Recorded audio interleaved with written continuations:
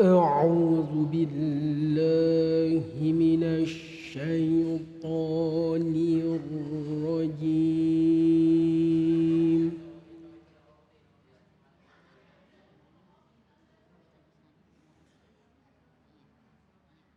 بسم الله الرحمن الرحيم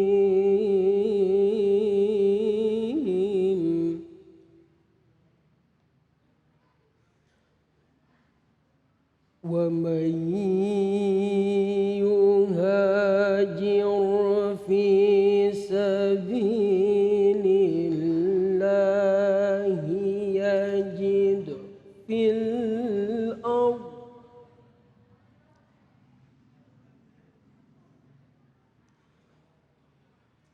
في سبيل الله يجد في الأرض مراغما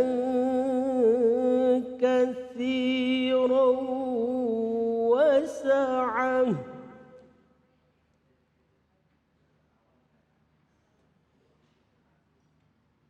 ومن يخرج من بيته مهاجرا إلى الله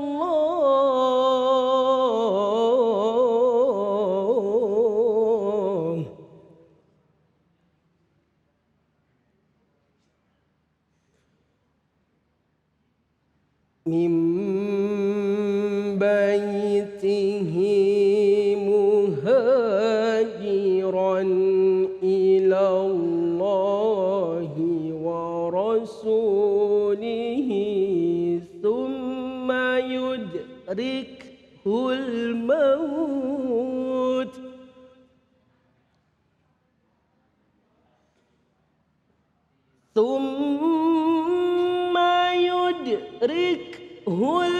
الموت فقد وقع أجره على الله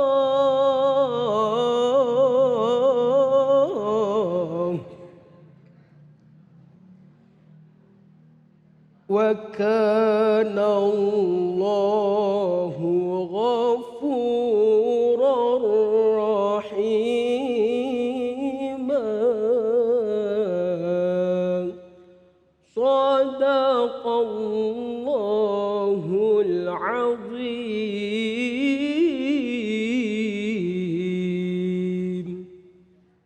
Assalamualaikum warahmatullahi wabarakatuh.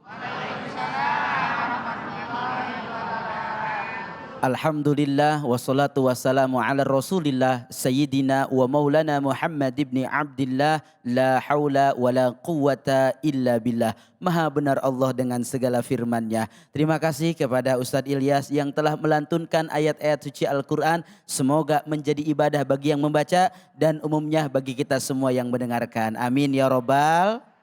Senang sekali saya Abe Gifran kembali menyapa para pemirsa dimanapun berada, baik di rumah dan ada yang di masjid ini dengan program Cahaya Hati Indonesia. Seperti biasa kita nanti akan membahas tafsir Al-Quran bersama para guru-guru kita dan mendengarkan tausiah mengenai tema jangan menjadi provokator. Insya Allah tausiah dan tafsir Al-Quran akan dibahas oleh guru-guru kita, diantaranya Kang Rashid, yang kedua Dr. Engkos Kosasi, dan yang ketiga Ustazah Ulin. Buat para pemirsa yang ada di rumah boleh nanti untuk bisa bersama-sama dengan kita ikut serta dalam segmen ngajiu. Dan kami pun mengajak kepada para pemirsa untuk tetap menjaga protokol kesehatan. Sebelumnya saya ucapkan Assalamualaikum. Alhamdulillah Cahaya Hati saat ini di Masjid Al-Awabin, betul? Kami ucapkan terima kasih banyak kepada segenap pengurus, mudah-mudahan diberikan keberkahan oleh Allah. Amin ya robbal. Ibu-ibu sehat? Boleh tanya ini ibu-ibu dari majelis taklim mana? Alhamdulillah.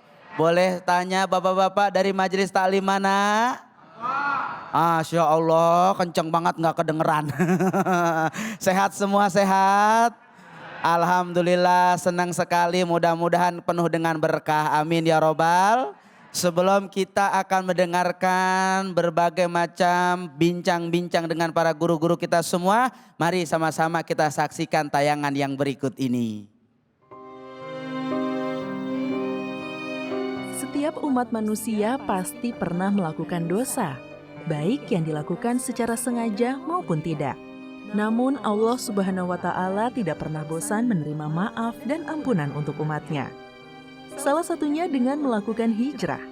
Kata hijrah berasal dari bahasa Arab yang artinya meninggalkan, menjauhkan dari, dan berpindah tempat. Maksud dari meninggalkan adalah meninggalkan segala hal yang buruk, negatif, maksiat, atau kondisi yang tidak kondusif, menuju ke keadaan yang lebih baik, positif, serta kondisi yang kondusif guna menegakkan ajaran Islam. Menurut sejarahnya, hijrah adalah kegiatan berpindah yang dilakukan oleh Nabi Muhammad SAW bersama para sahabatnya dari Mekah ke Madinah dengan tujuan mempertahankan dan menegakkan risalah Allah berupa akidah dan syariat Islam.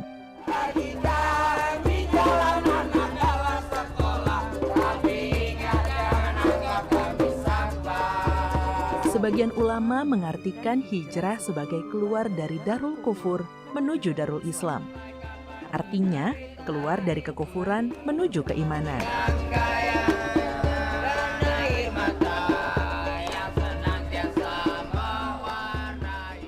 Pemirsa yang dirahmati oleh Allah Subhanahu wa Ta'ala, dari tayangan ini kita bisa mengambil hikmah yang luar biasa bahwa siapapun punya kesempatan untuk menjadi orang baik. Di sini kita bersama guru-guru kita akan lebih dalam membahas tayangan tadi. Ada di tengah kita, saya ke Kang Rasid dulu. Assalamualaikum Kang. Waalaikumsalam Kang Masya Allah, Abe. sehat ya Kang ya. Damang berkah. Alhamdulillah Kang, dari tayangan tadi apa sih hukum hijrah itu sendiri Kang?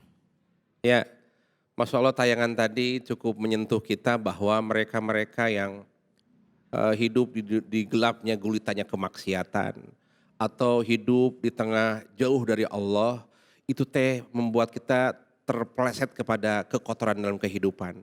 Maka dia wajib kembali kepada Allah untuk taubat namanya. Dengan kata lain disebut dengan hijrah, pindah dari tempat kotor ke tempat bersih, pindah dari tempat maksiat ke taat. Kotor itu kadang kotor dengan dosa, musyrik itu kotor. Kalau dari musyrik pindah menjadi tauhid, itu hijrah namanya. Nah oleh karena itu punten Nabi mempesan kepada kita yang membuat kita hidup gegana, Kang Abe. Gegana apa itu? Gegana gelisah galau merana. Iya Kang. Yang membuat kita andilo. Iya Kang. Andilo Kang apa? Andilo aya deui. Apalagi itu Kang? Ada tuh antara dilema dan galau. Ya Allah, ini pandemi atau endemi? Linglung. Linglung. Nah, biasanya hidup gelisah itu membahayakan, Pak. Kebanyakan hidup gelisah itu akibat dosa. Dosa itu membuat kita gelisah, hidup tidak tumakninah, hidup tidak renyah. Gitu. Maka kunci pertama, bersihin dosanya dengan cara hijrah. Ibu, bapak, pemirsa Cahaya Hati naik kendaraan mobil, katakan, pas ke puncak Bogor datang hujan debu Kang Abe. Kaca mobil tertutupin oleh debu. Wiper teh naonnya? Wiper pembersih kaca tidak berfungsi. Gelap atuh dong, gelap gulita. Itu membahayakan tidak? Bahaya. Membahayakan. Kalau maksain maju nubruk orang. Ya. Betul tidak? Benar. Kalau diem ditubruk orang. Kalau mampir ke rest area tebing jurang jatuh. Kenapa? Tertutupin oleh kotoran debu. Hidup sami.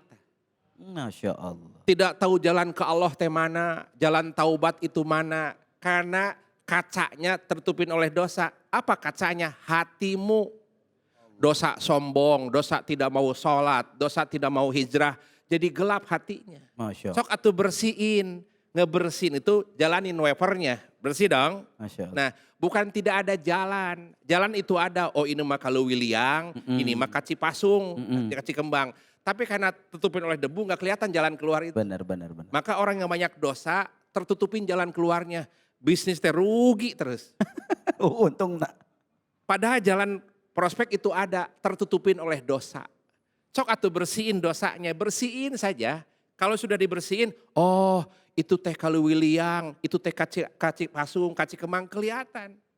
Nah, orang-orang yang hijrah, tadi Qori menyampaikan Ustadz Ilyas, waman yuhajir fi sabilillah yajid fil ardi muraban kasiran. Jika engkau komitmen serius hijrah, Allah kasih luas rezekinya, luas lapang hatinya. More you give, more you get. Semakin banyak engkau taubat kepada Allah, semakin banyak meraih hijrah, meraih hikmah dari Allah Subhanahu wa taala. Masya Allah, luar biasa Kang Rasid, terima kasih. Saya ke Dokter Engkos. Pak Dokter, gimana dan kapan kita harus hijrah? Kadang-kadang ada yang begini bilangnya, ntar aja deh hijrahnya kalau udah kaya, kalau udah tua, kalau udah sakit. Gimana, kapan kita harus hijrah Pak Dokter? Bismillahirrahmanirrahim.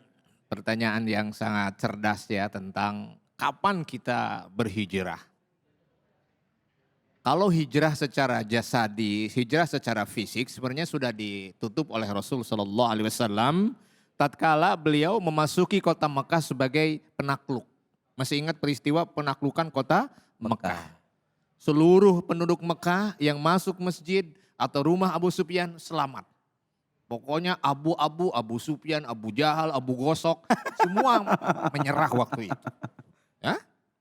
Ya. Rasul menyebutkan la hijrata ba'da fathi hadza. Tidak ada lagi hijrah fisik maksudnya setelah Mekah sudah ditaklukkan. Artinya apa? Kalau kita sudah di negeri Islam, negeri yang penuh kedaulatan syariat, menjalankan rukun iman, rukun Islam itu aman, janganlah hijrah. Karena sudah aman, sudah Darul Islami, Darus Salam. Itu. Nah, Rasul sebenarnya menyebutkan pengertian muslim dan pengertian orang berhijrah. Menarik di dalam hadis. Rasul menyebutkan al-muslimu, disebut muslim, ya, man salimal muslimuna. Kalau orang-orang di sekitarnya selamat, min lisanihi, kejahatan lisannya. Kalau sekarang mungkin kejahatan jari jemari gara-gara WhatsApp ya. Betul? Ada yang bermusuhan gara-gara sharing berita di WhatsApp. Ada yang bebesanan gak jadi itu gara-gara upload. Hati-hati. WA jadi, pertentangan bebesanan gak jadi. Inilah gara-gara terlalu banyak kuota. Kalau ibu-ibu bapak-bapak pakir kuota, insya Allah dosanya sedikit. Karena gak bisa upload. Itu satu. Min lisanihi, kejahatan lisannya aman. Wayadihi, kejahatan tangan. Lalu Rasul menyebutkan wal muhajir. Siapa yang berhijrah?